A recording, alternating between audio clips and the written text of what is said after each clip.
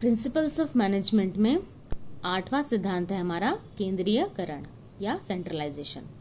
Fayol के अनुसार छोटे पैमाने पर उत्पादन करने वाली संस्थाओं में तो केंद्रीयकरण स्वाभाविक है, परंतु बड़ी संस्थाओं में केंद्रीयकरण का निर्णय संस्था के व्यापक हितों, कर्मचारियों को भावनाओं तथा कार्य की प्रकृति आदि बातों पर विचार करके लिया जाना चाहिए। देन कम्स सोपान श्रृंखला या स्केलर चेन। संगठन में कार्यरत सभी व्यक्ति एक दूसरे के साथ उच्च अधिकारी अधीनस्थ संबंधों द्वारा जुड़े होते हैं। इस सिद्धांत के अनुसार सामान्यतः पदाधिकारियों के साथ संपर्क स्थापित करते समय किसी भी संबंधित स्तर की अवहेलना नहीं करनी चाहिए। फिर है हमारी व्यवस्था या ऑर्डर। यह सिद्धांत संगठन के उस सिद्धांत को प्रदर्शित करता है जो वस्तुओं और व्यक्तियों को व्यवस्थित करने में संबंधित हो। इससे यह प्रकट होता है कि सही व्यक्ति को सही कार्य मिले और प्रत्येक वस्तु अपनी उचित स्थान पर हो। इससे क्या होता है, किसी भी काम में हड़बड़ाहट नहीं होती है और सारा काम उचित व्यवस्था के साथ हो जाता है। समता या इक्विटी। इस सिद्धांत के संगठन में सभी कर्मचारियों के साथ न्याय संगत, निष्पक्ष तथा समानता का व्यवहार किया जाना चाहिए।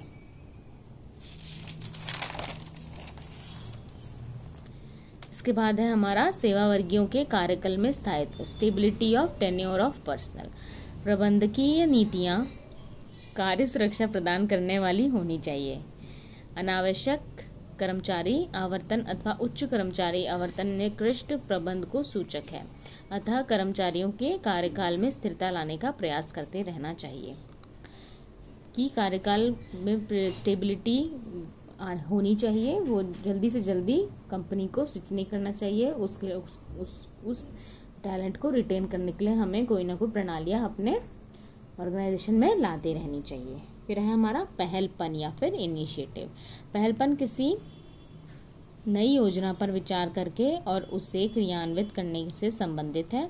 इसीलिए प्रबंधकों को चाहिए कि अधीनस्थ में पहले करने के भावना विकसित हो। इस हेतु अपने व्यक्तिगत दंभ या अहंकार का त्याग करें और अधीनस्थ को विचार करने तथा क्रियान्वयन की स्वतंत्रता प्रदान करें। मतलब अपने जो काम कर रहे हैं कर्मचारी, उनको इनिशिएटिव लेने के लिए हमें हमेशा प्रेरित करना चाहिए, ताकि उनके मन से किसी भी तरीके की हिचक नहीं होनी चाहिए और वो किसी भी काम को अपने हाथ में लेके पहलपन कर सके, इनिशिएटिव ले सके। सहयोग की भावना, ये स्पिरिट दे कॉर्प्स।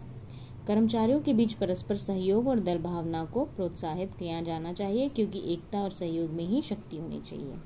किसी भी एम्प्लॉयर का एक बहुत बड़ा ड्यूटी है कि वो अपने जो टीम है, अपने जो कर्मचारी हैं, उनके बीच परस्पर सहयोग मतलब टीम स्पिरिट उनमें होना चाहिए और एकता की भावना उनमें होनी चाहिए। मैं अहंकार नहीं होना चाहिए, प्रोत्साहन उनको मिलना चाहिए, क्योंकि एकता और सहयोग में ही शक्ति होती है। धन्यवाद।